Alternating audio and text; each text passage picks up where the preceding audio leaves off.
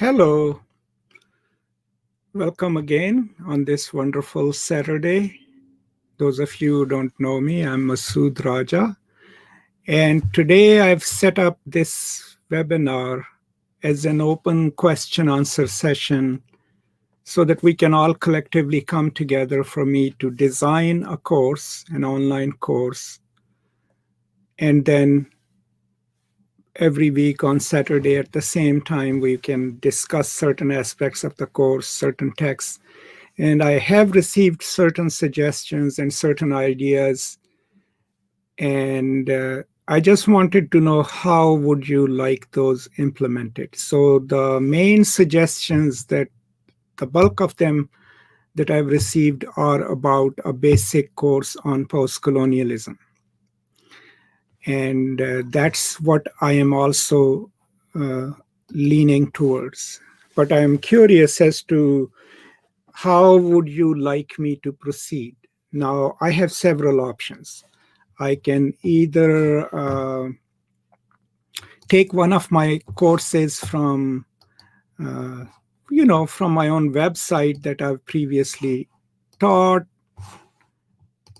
and the website is postcolonial.net, or I can design a completely new course. So my hope would be to develop a course which is, of course, freely and openly available, and which anyone can join, and then have that listed on a website with a chronology. So, and then all those materials will also be available, for anyone who visits my channel and wants to take like a chronological sequential course on post-colonial studies. And then I guess people will also be able to use it in their classes, right? So that's some of my ideas. And I will share the website in a minute, and then you can check and see, how that course syllabus will be developed. Sorry. So that's what I'm thinking, but I would be very curious to know what you think about it. Q&A about a free course. Okay, so I'm just trying to create a banner while I talk to you. So what I can show you is, most of the times, this is the website that I use for my teaching, and it's postcolonial.net. And then there is a tab there which says post-colonial courses. Right now, my current courses that I am teaching right now at UNT are listed there, and my students visit them, and this is where I post most of the resources. So for example, if you look at this, right now, because I'm teaching online, so they have a weekly live stream, and then those live streams are archived, and then the readings. So what I'll do is, when we decide on this course, I will create a course page on the website itself. And then what I'm hoping to do is, first of all, list all the resources that are available under separate categories: introductory materials to post-colonial studies. So I will list all the videos that I've already created, give you the links to those. Then I will also post links to certain easily accessible written texts that you all can read. And then our weekly meetings would be a combination of the two, you having watched those videos and read the text that was assigned for that particular week. And then on every Saturday, we can go and discuss those. And this can be an open-ended course. We can continue doing it, and the archive will keep developing on the course page as well as on YouTube. Or we can have a time period, 6 months, 4 months, 1 semester, and then move on to more abstract and more advanced materials. So these are some of my ideas. I would be very happy to see what you have to say about it. And, there are 4 of you here so far. So please feel free to post your comments or your suggestions, of course. But that is the general plan. So, and I hope to start working on it this coming week so that we do have something available for the next Saturday for people to, join us and start learning in a semi-structured and formal way. And then my hope is that, more people will join us and this will become a larger group. But by and large, what I hope to do is create a basic course on postcolonial theory and postcolonial literature, have some basic texts that everyone ought to read listed there. And because of the nature of this medium, I won't be able to use many copyrighted texts or texts that are not available in certain parts of the world. So what I'll go with is find out materials that are available in textual form and link them in the course webpage. And that's one of the limitations I see. But other than that, this course, after we started, would pretty much be taught as I'm teaching my other courses. So that would be a different experience for you. But I also want you to learn from that is not just the material itself, but the mode of teaching that we employ over here in United States. And then I'll be happy to learn from you, if you can suggest a different pedagogical method or a different way of explaining things. So while you are coming up with your comments, I would also like to suggest those of you who are Urdu or Hindi speaking that I have started developing videos on the channel in Urdu. I mean, I don't speak classical Hindi, but I think Urdu and Hindi are mutually understood.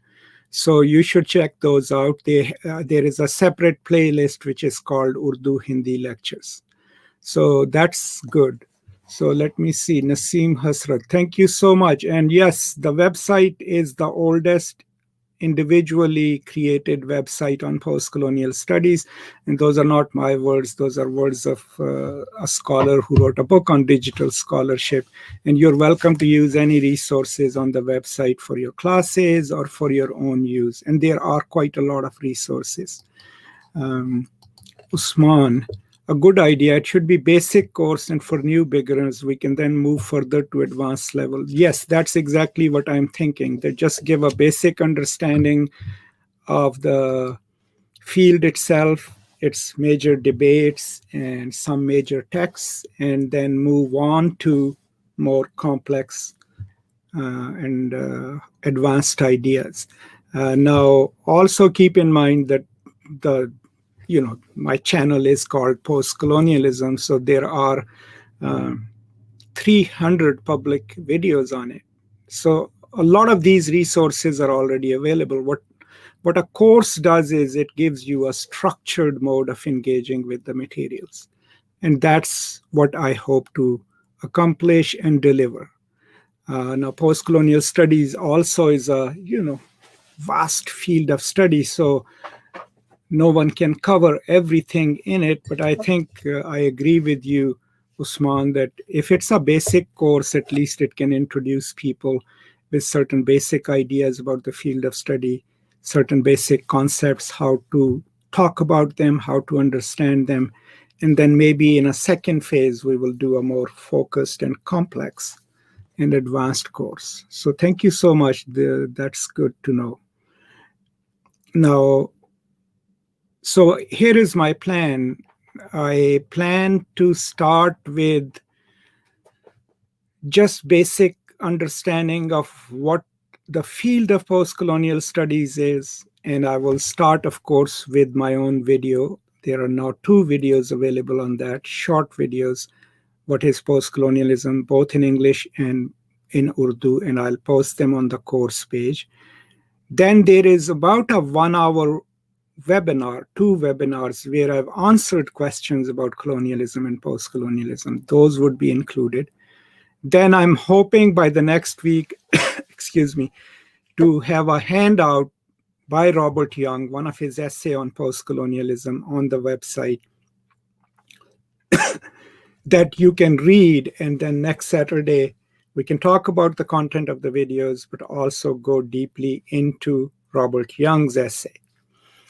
And then beyond that, I will also like to include a section on early debates of post-colonialism. Now, Social Text did a major issue on it. Issue 31 and 32 was on post-colonialism, I think.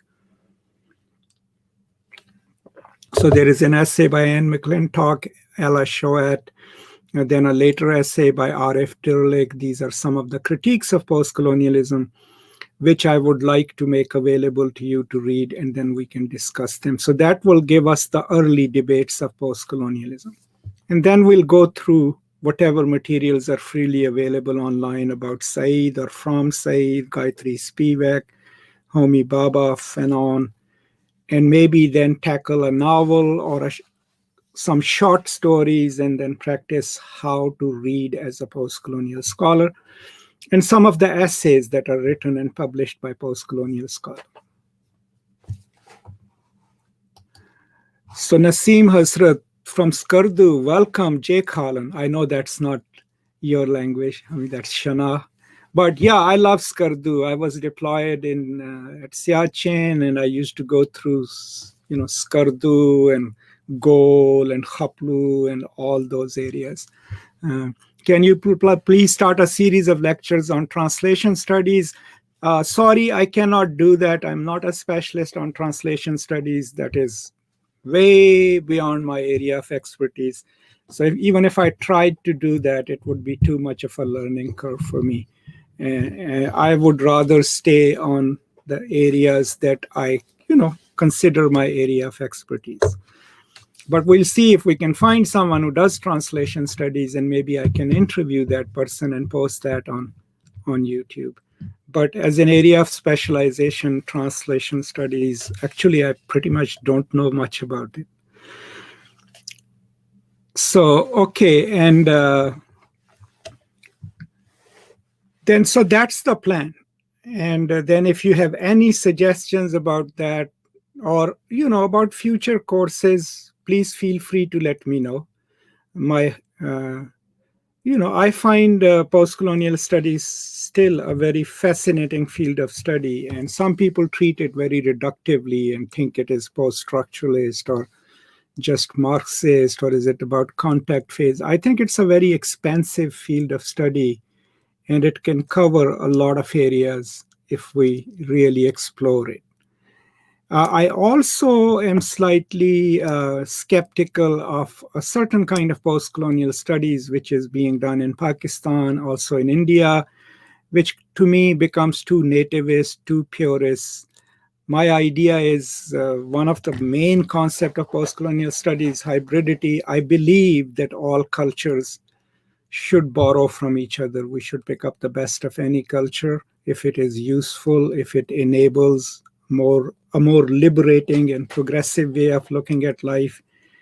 And post-colonial studies is really good at it, because we can take anything from anyone and then employ it and use it. And that's what I also would like to include in the course. Okay, so I'm not seeing any new questions. Let me check on the phone, because sometimes there is a delay here. The questions don't show up, but I'll see if they show up here. The comments are not showing.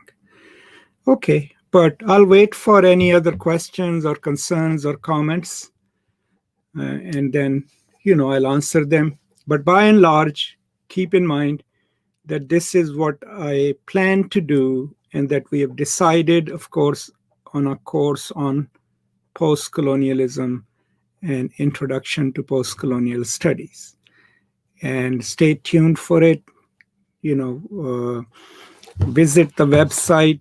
As soon as it is posted on the website, I'll probably record a brief lecture and introductory lecture and post it on YouTube with a link to the course page.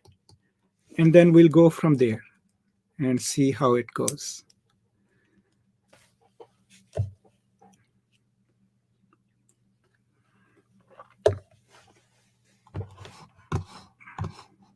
So I'm trying to refresh the comments and see if more comments show up, but so far, no luck. Not many comments are there, and not many questions.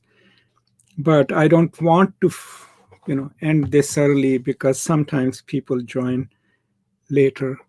So I'm going to give it some more time and see how it goes.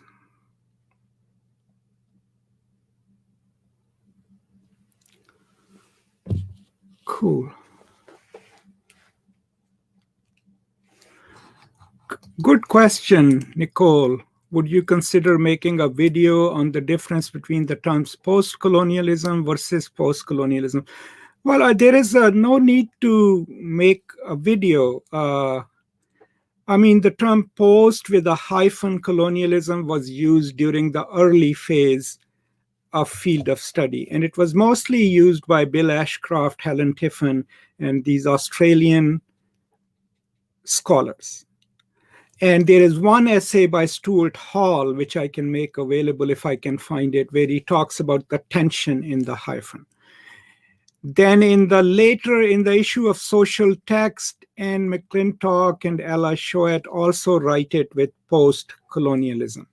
But by about mid-80s, I would say early 90s, the term is conflated. Just like postmodernism previously was written post-modernism, and then eventually it becomes one word.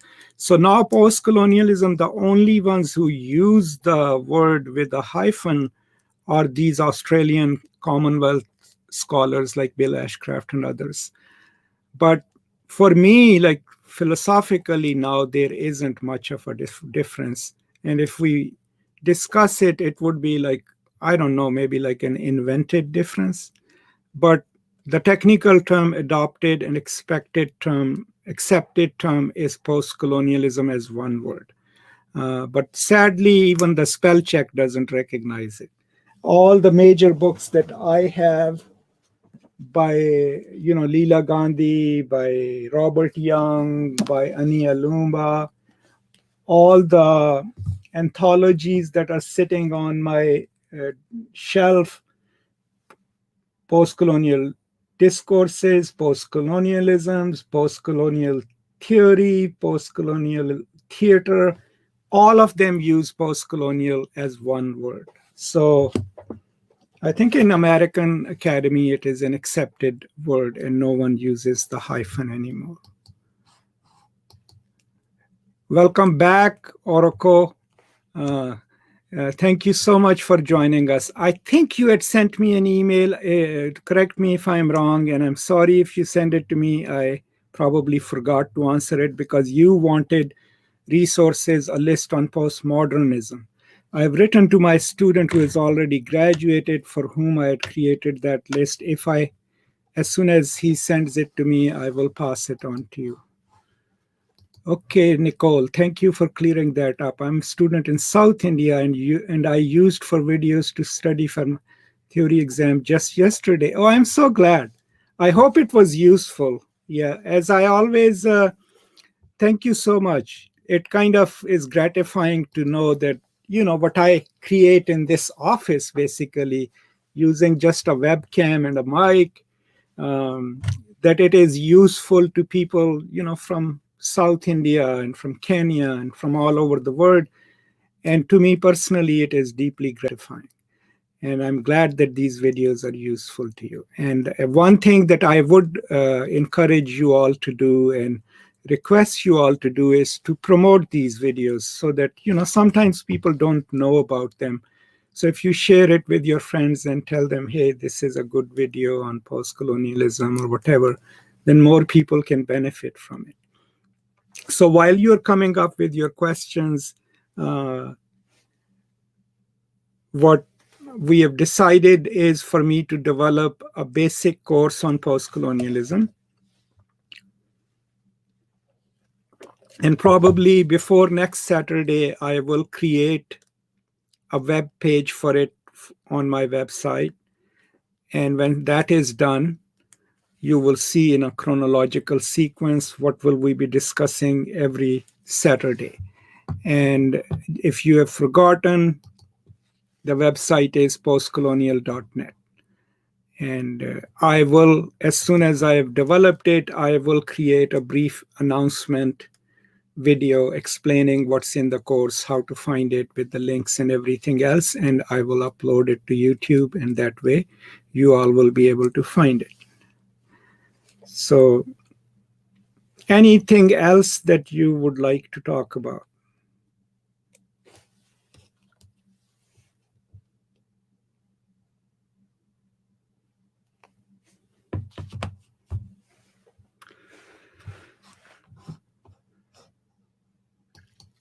You're welcome. And yeah, or if not about the course, if you have any other questions which fall within my area of expertise, I'll be very happy to address them.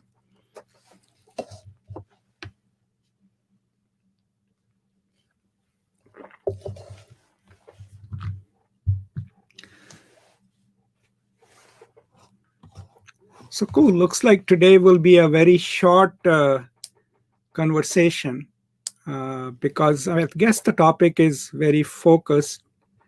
If you have any suggestions or ideas about the course, I will be very happy to address those also. Cool. So Chandraji, welcome. What do you think about postmodernism vis-a-vis? Oh, that's really an interesting thing. Yeah, the Skoll affair, those of you who don't know, is it was a hoax played by a few scholars with social text, which is still, I consider, is an amazing journal. And they sent them a fake article using these high vocabularies. And the article was reviewed and eventually published. It became a huge embarrassment for social text. I don't know. I mean, yeah, maybe there was a gotcha moment for those scholars that. So what did they try to prove? That all these people who use theory and try to use all these complex words, are those always fake? Probably not. But that sometimes things can slip through. Like maybe social text was damaged by it, but they recovered. They are still considered one of the great journals. Maybe it taught them a lesson to be more careful, to engage better reviewers. But in terms of postmodernism, I never have like just one way of looking at things. I have taught courses on postmodernism. I consider it as part of my expertise. Like every period, every branch of knowledge, it has its weaknesses. There are certain things it cannot do, but there are certain things it can do brilliantly, especially parody or making fun of established norms, even making fun of its own self. And you should watch I think I have a lecture published video on postmodernism. But yeah, that affair of publishing a fake article was big news, but it has come and gone. It comes up every time someone does a search, but I don't think so. It was something that changed the way we do literature, or maybe it changed how people get articles reviewed for their journals. But beyond that, people keep producing scholarship. Some of them make it accessible. Some of them don't. And some of them probably use theoretical terms that they don't know what they mean. But then meaning is always slippery. So what we can learn as scholars from that is that, to use vocabularies that we understand. And if we are using a certain connotation of a term, explain it in your writing. What do you mean by it? Which meaning are you taking for your essay? I always do that, even in non-literary books. I mean, if you look at my book on ISIS, the first chapter basically just discusses the terms that I'm using, framing, ideology, discourse, because I realized I need to pinpoint to my reader, this is how I'm using these terms, and this is why they're useful to me when I go and read the subjectivity of an ISIS person. Another thing that is important is sometimes I get questions because I post a video on a theoretical concept and people want me to have a specific opinion about a specific text. The thing with theory, I think, is that you can take the theoretical concept, even if it is discussing another text, but if you understand the concept, then you can take that concept and your understanding of it and then apply it, to any text or any scenario, and learning that is crucial in literary studies. And I would highly encourage that.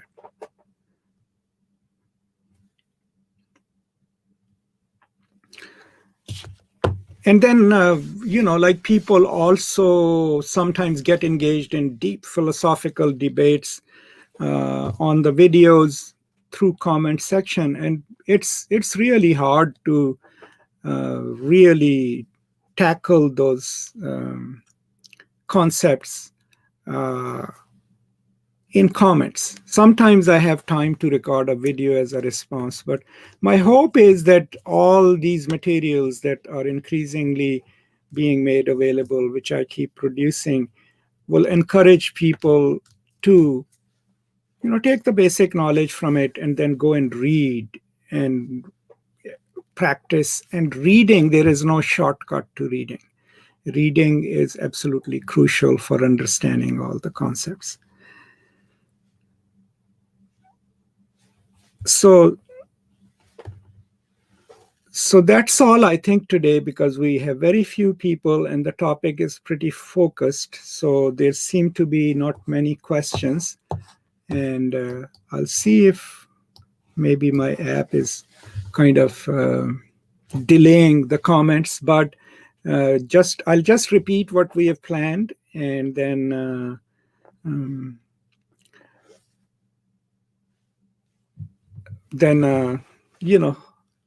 go and work on the course that I hope to develop, and then see what level of interest we can have. So as I said, the course page will be on my website, postcolonial.net, and I will collect materials that are already available, which I produce myself, and make them available for you to watch. I will find open texts that are available and post them there with links so that you can read them. And then every week we'll have a certain assigned reading, just like a course. And we'll come together here on Saturdays and talk about them. And then we can also decide whether it's going to be an ongoing affair or whether we can do it for 6 months or 4 months. That's usually what a semester is, and then move on to something else, or maybe to a more advanced version of post-colonial studies. So that's all I have today, unless you have any more questions. Thank you so much for joining me, as always. I'm always grateful for that. And I will see you with more details about the course next week. So I will pause here for a few minutes so that if you have any more questions, not just about this topic or any other topic, I will happily answer those. And then if in the next couple of minutes I don't get any questions, then I will sign off. This would be the shortest webinar that we did. Okay. And by the way, this will be available in an edited version live on the channel, so you can get back to it if you want to know what we have planned for the course.